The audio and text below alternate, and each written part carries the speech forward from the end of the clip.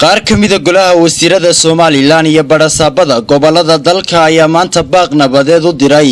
laba beelood oo walaalo ah oo shaqaaqa ku dhex martay deegaanka Taleex ee gobolka Sool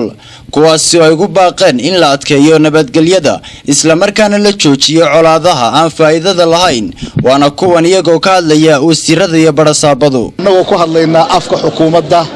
xubnaha iyo golaha wasiirada halkan fadhiya marka koowaad waxaan u soo jeedinaynaa baaq nabadeed labada beelood ee walaalaha ah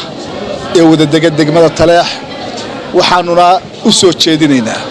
dhibaatada dhacday wixii hadda dhacay inaan waxba lagu darin ku baaqaynaa in dagaalka la joojiyo waxaan ugu baaqaynaa madax dhaqameedyadu in doorkii weligood bay ka ciyaari jireen arrinka ay ka galaan dadku safkarto waxa la yiraahdaa xabad wiil kuma dhashay wiil baa ku dhinta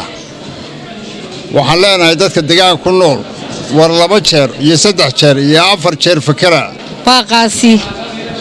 wuxuu xoojinayaa nabaddu xoojinayaa labada beelood ee isku dhacay saaka ee reer Taleexa ee walaalaha isku dada isku ehela isku dhiiga waxaan anaguna ugu baaqayaa in ay xal ku dhameeyaan magacii hore ha la soo celiyo meeshu garaad iyo garaaday lahayd garaadadii ha shaqeeyaan salaadiinta Soomaaliland kalena ha u gurmato oo ha ka qayb gasho baa dhibaato ka soo yeedhay magaalada Taleex ee aad iyo aad baan ugu xunahay aad iyo aad baan uga maragoonay ilaahay u naxariisto wixii dhintay inaan raacinin dad kale dadka dhintay waxa maanta dhacay in halkeeda lagu joojiyo haday garaadada tahay iyo haday jiif aqlada tahay iyo haday cuqaasha tahay iyo haday waxgaradka tahay reer Sool ama reer Taleex ama meel alla meel ay joogaan ee wada dhashay nabad waarta loogu dhalin lahaa baa ku diray Taleex ayaan jecelahay aniguna inaan raaciyo anigoo ah wasiir ku-xigeenkii amniga Cabdidaar Axmed waxaan jecelahay in dagaalkaasi la joojiyo oo dadku ay heshiyaan oo ay wada hadlaan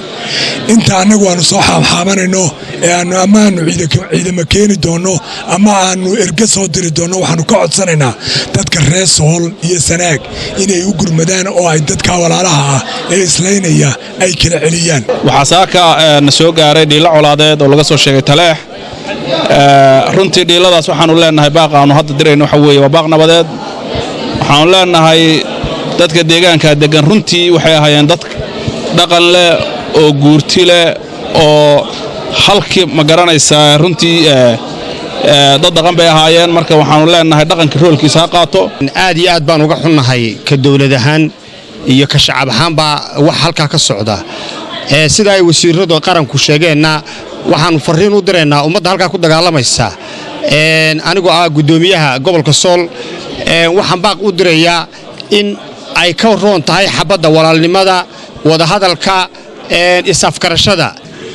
dadweynaha reer Taleex waxaan leenahay walaalayaal wixii dhintay way dhinteen